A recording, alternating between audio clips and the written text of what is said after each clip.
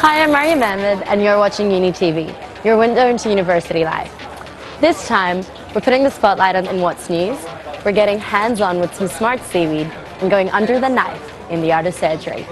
But warning, it is a bit graphic, so if you're faint-hearted, you might want to look away. We've also got a great on-the-couch segment all about public law, security, and some facts about the art world. But first, let's check in with our student ambassadors on UNI Life.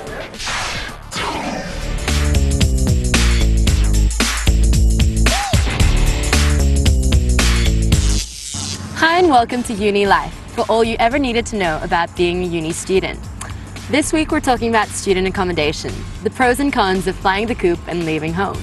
With me today is our expert panel of students, Raj from medicine, Sophie from law, Amy from art and education, and Peter from commerce and law. So guys, do you all live in student accommodation or are you living at home? What's the situation? Well, I finished school, I turned 18, I moved into state, and I thought, now I'm my own man. You know, I can buy what I want, I can do what I want, I can manage my own life. Bad thing was that about week 2 I just perished. It all fell apart. I moved away from home as well, so I started living in college, and then I've now moved out of home and I'm living with 4 of my friends, and it's great. Like, you have heaps of freedom, you can do whatever you like, but the cleaning really sucks.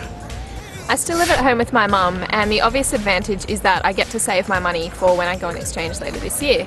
The negatives are, yes, you still do live at home with your mum.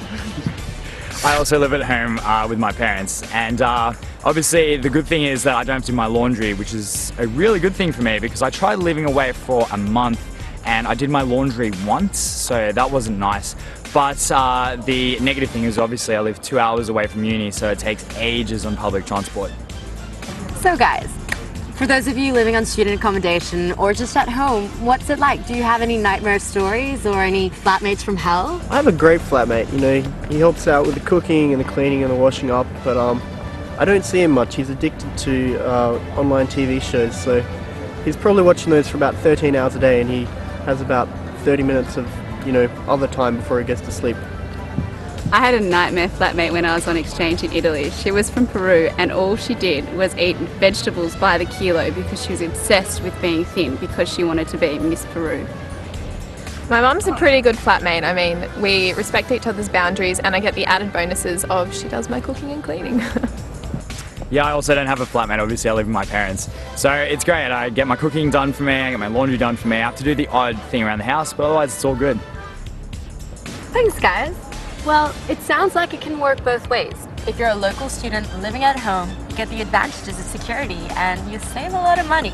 But even if you're living on your own, you get the added bonuses of freedom and not having to play by anyone else's rules. I hope we helped out today, guys. I hope these tips were of use. I'll catch you guys next time, and you're watching UNI TV.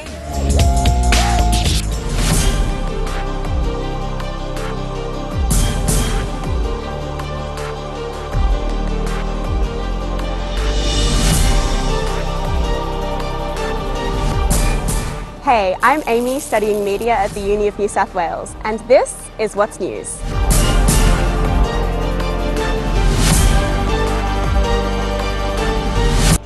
So our first ever big story up for debate is Sydney's shark attacks.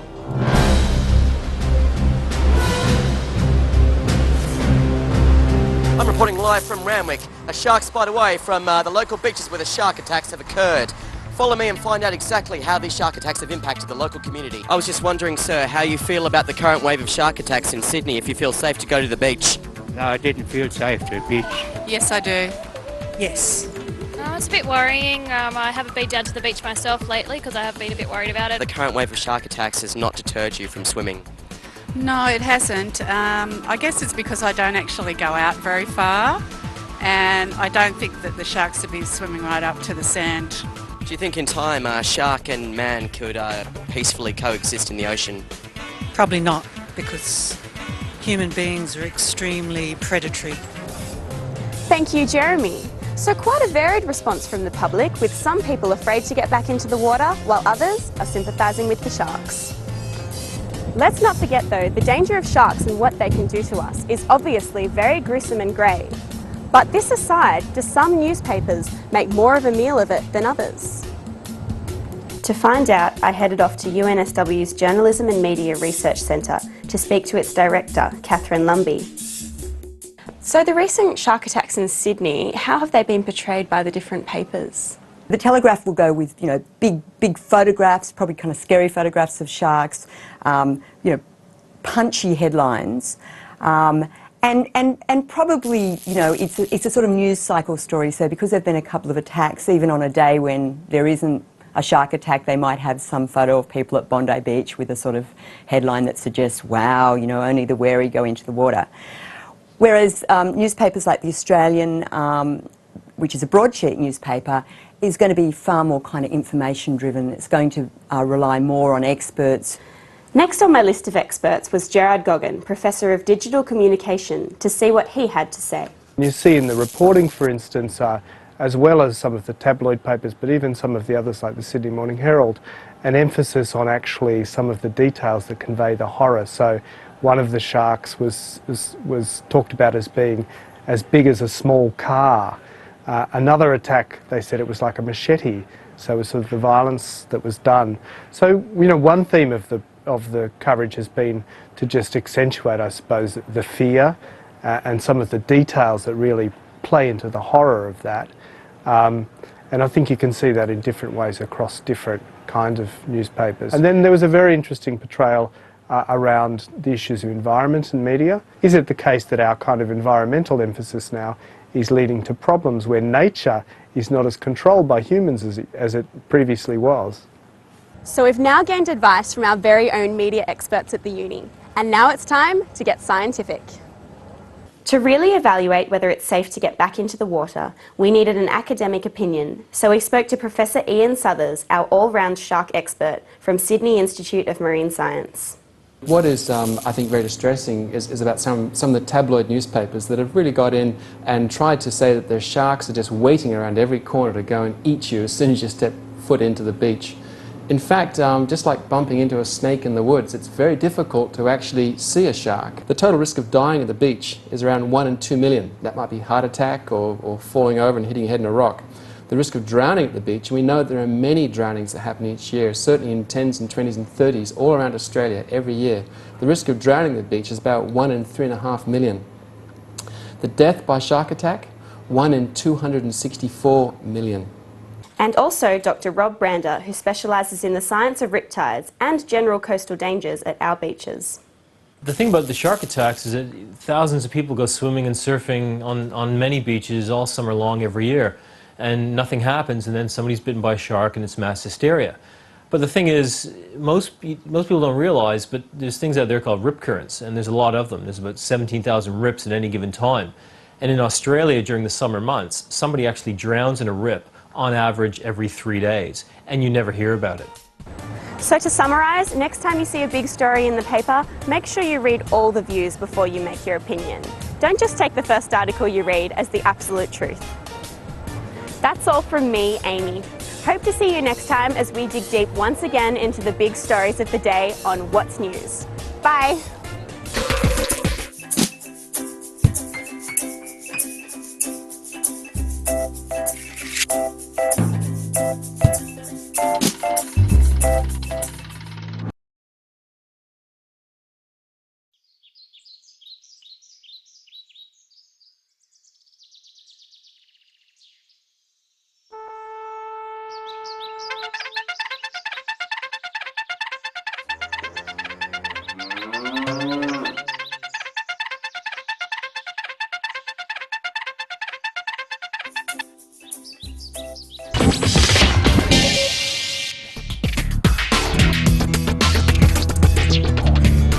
Uni life is not just about lectures, labs, and loggers. Fieldwork is a major component of many UNSW courses, and for my students and I, this is just another day at the office.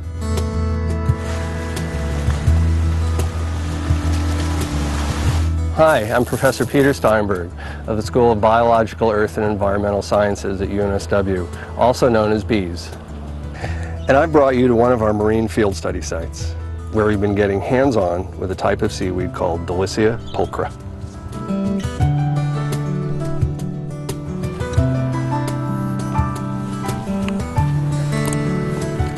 It's small, reddish in color, and some would say not that special to look at.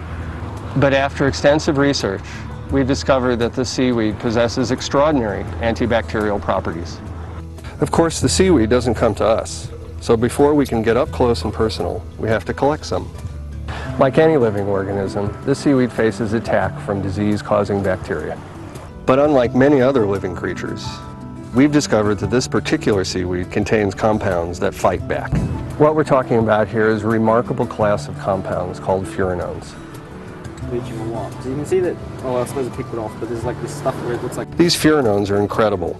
They literally mimic and block the signals that bacteria use to communicate and spread, and so jam up the communication channels that the bacteria rely on to multiply.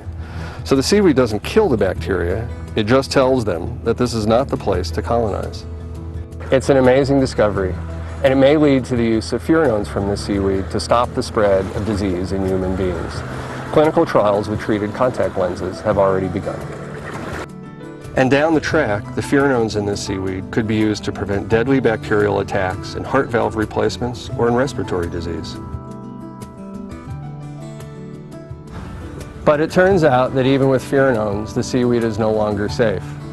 What we're now discovering is that as the ocean warms, Delicia is losing its ability to fight off the bugs. But that's a whole other hands-on story.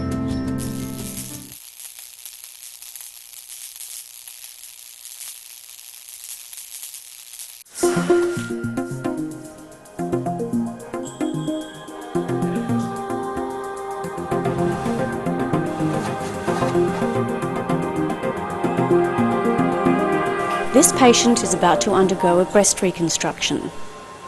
It's an unusual operation in one key respect. The surgeon will bring an artist's sensibility to the science of the human form. This art class is no ordinary one. Its students are some of Australia's and New Zealand's finest plastic surgeons. Course convener Michael Essen from the College of Fine Arts at the University of New South Wales, an artist fascinated by both the form and frailty of the human figure. I'm running a course which attempts to relate the notion of art and science, to develop and extend the perceptual skills of the surgeon and apply that to the theatre practice. Well, I think it's necessary because we're working on three-dimensional structures. Humans aren't two-dimensional. So it's a particularly valuable lesson. Living tissue is not clay. If you take too much away, you can't just put it back. And it's not necessarily as pliable as clay. But the same principles apply. You know, you try to put the mass of the tissue where it's required in a reconstruction. Surgeons know anatomy well, but surprisingly, they have very little art training. And this course is trying to parallel their practice and provide them with some experience that they can apply in the theatre. Over a weekend, the surgeons are taught about drawing, contours, lines, and how a line can describe a shape. Using clay, they learn to mould a three-dimensional form. Another aspect of this advanced course is the notion of negative space. We touched on that negative space issue in the preliminary course that I did. And because this is an advanced course, I'm trying to take it that little step further and applying it, in this case, to the whole body. And the investigation is to try and look at the spaces around the figure. And by, in a sense, ignoring the figure, we concentrate on the exterior forms, the exterior spaces. And if you do that, and you do that accurately, the form itself, the figure, will be magically there. When we were doing the wrapped up, I mean, it was really trying to get rid of the features, you know, the narratives, the storytelling aspect that somebody's got a nose and a mouth. And again, just looking at pure form, so that they were wrapped up with striped material, and that striped material was, in a sense, creating contour lines that they could sort of follow and provide the form by that method, so that when they might be cutting into the head or into the body, there's some sense of the direction of form. Some of the surgeons have told me that they now move around their patients a lot more than they previously did. And that is one of the very important issues, because so often When you see the operating theatre, the surgeon's placed on one side of the table, maybe assistants and so on, anaesthetists are surrounding them, etc. And they very seldom seem to move. The lighting is crucial in the sense that the lighting tends to flatten the forms. I drove my anaesthetist mad because it requires running around the whole operating table and treading in their territory. Standing at the bottom of the operating table when you're doing, say, breast work, you need to elevate the patient so that the breasts drop naturally, and so this involves quite a lot of work for the anaesthetist. You're reducing the aperture of your eye, and that tends to simplify the shapes a little bit and helps you sort of eliminate all the detail, both when you're looking at the object and when you're looking at your drawing. Well, when you have a breast, yes, and you have to decide where the nipple is going to go, rather than measure it, you just draw it on, and then you slick your eyes and check. So if you're reconstructing a breast. Yeah. Why? So who told you to do that then? Well, I do it. So I'm deciding how far the nipple should be from there, and you can mark that point. And then I would usually put another stitch here and get another reference point so I can position it in space. Origami of the skin. Mike believes being a brilliant surgeon does not depend on artistic merit. Nonetheless, he hopes the artist's influence lends valuable qualities to surgical practice. That's been immensely valuable to me in learning to think in three-dimensional, in the third dimension rather than just flattening everything out into 2 dimensions. I think we're trying to bring something other than just the formal aspects of looking at a head or a body, so that it's, there is an aesthetic formal consideration, but I'd like to think that the artist can approach that with some sort of degree of compassion, some humanity, so it's not just arranging a bunch of formal shapes. One has to be aware of the human characteristics of the head or the body, and not just look at it, as a series of forms. Hi, I'm Steve Offner, and I'm on the couch today with Associate Professor Andrew Lynch from the Gilbert and Tobin Centre of Public Law. Andrew, can you tell me a bit about the work that the centre does? Sure, Steve. The centre has a number of projects. I suppose the thing that really defines public law is it's where law and politics intersect. It has a lot to do with the way in which Australians are governed today. And so one of our projects deals with the possibility of a human rights charter or a Bill of Rights in Australia. Another deals with terrorism laws and their impact on the community. Another again deals with the impact of law upon Indigenous communities. Okay, and in this kind of work there's been some major changes in recent years, hasn't there, especially in the area of terrorism? Yeah, there has been. In terrorism law, of course, before 9/11, Australia didn't have any national laws dealing with terrorism at all. Since then, the Commonwealth government's passed close to 50 in number. And so we've had to get our heads around this new challenge and what it means for law and the criminal justice system. Mm-hmm. But how real is that threat of terrorism for Australia? Well, I think we have to accept that the threat is as real as the government tends to present it to us. What the critical question, though, is how can we effectively respond to it in a proportionate and measured way so that we don't end up sacrificing civil liberties or changing the system through which criminals are normally dealt with. That's where the challenge for lawyers lies. Mm-hmm. And do you think that's happening at the moment? Yeah, I think so. I think for a while there, really the whole Western world was so enthralled to the threat of terrorism that a lot of excesses crept in, and America really led that by example. And Australia was certainly a part of that as well. But in more recent times, there's encouraging signs that a bit more proportionality is entering into how we should respond to these threats. Mm-hmm. So how can we ensure that our rights aren't trodden on? I suppose engagement is the easy answer for that, really. If people are concerned about what governments are doing, whether their right to privacy is being whittled away, whether there are restrictions on their ability to speak freely, or to protest against things that they don't like in their community, they should be in touch with their local members. They should tune in to political debates. And if they're not happy with developments, they should feed that back to politicians and say, these are steps that the community doesn't really support. But this assumes that people are quite well informed about their rights and what's a good thing and what's not. Do you think people are in Australia?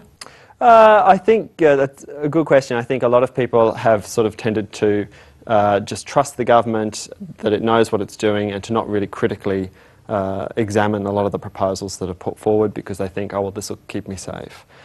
Really, I think people do need to find out more. One way of doing that is to get in touch with civil liberties organisations or the Australian Muslim Civil Rights Advocacy Network. They've produced a great booklet, particularly for their communities in Australia, on the impact that ASIO and police can have upon people's lives. There's plenty of stories out there now. I think the Hanif affair in 2007 was a really signature moment, actually, to the wider community, that things had changed and they needed to get interested. And recently we've had the change of government in the United States with the Obama administration. Do you see, or do you think that there will be a change in approach? Yeah, well, already there has been, just in the last 24 hours, someone who's been at Guantanamo Bay for many years, their criminal trial, such as it was, which was before the discredited military commission system, which David Hicks was dealt with, this person's case has been moved to the federal court system. What this signals is that America is coming back into the fold of those nations who recognise that you have to deal strongly with terrorism, but you can do so within the rule of law, and you don't create an exceptional space in which you deal with the threat of terrorism. You need to confront it head on, but obviously within the system and its standards that applies throughout the community. And if anyone out there is interested in taking up this area of study and becoming a lawyer dealing with public law, how would they go about that? I suppose obviously they've got to get a law degree, and you can specialise through choosing electives which would deal with national security and human rights issues.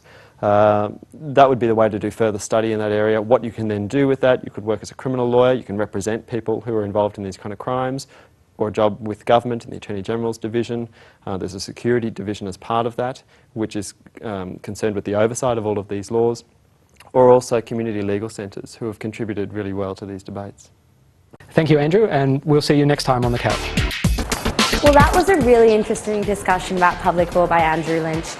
That's all we've got time for now, but I'll catch you next time. This is Mariam Ahmed on UNI TV.